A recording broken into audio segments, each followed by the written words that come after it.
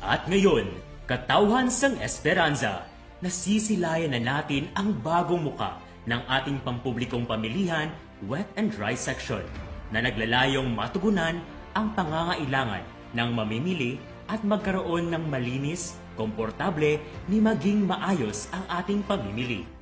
Sa loob ng matagal na panahon, kaalinsabay sa tuluyang pagkakagawa ng public market ay ang panibagong pagsibol ng pag-asa para sa mga nag-aalab na damdamin ng mga mamamayan sa bayan ng Esperanza.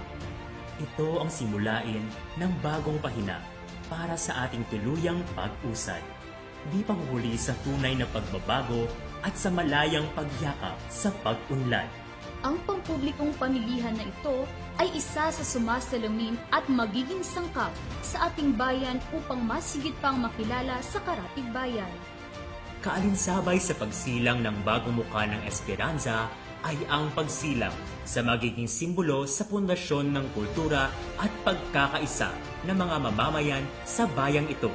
At ngayong taon, sabay-sabay na nating natutunghayan ang pagsibol sa bayan ng Esperanza, ang ating Municipal Town Hall o 4-story multipurpose building. Sagisag nito'y pagkakakilanlan at pagkakaisa sa bayan ng Esperanza. Ang muka ng Esperanza na naging tahanan ng nagkakaisa at puno ng pagkalinga. Ang bayang maayos na tinimpla ng ating bagong administrasyon na may hangaring itaas ang dangal ng mga batang Esperanza mula sa puso, sa isip at maging sa gawa. Sa pagkakataong ito, sabay-sabay nating tunghayan ang matagal na nating gustong makita, ang hinahangad natin para sa bayan na sumisimbolo ng pag-asa. Bayan ng Esperanza!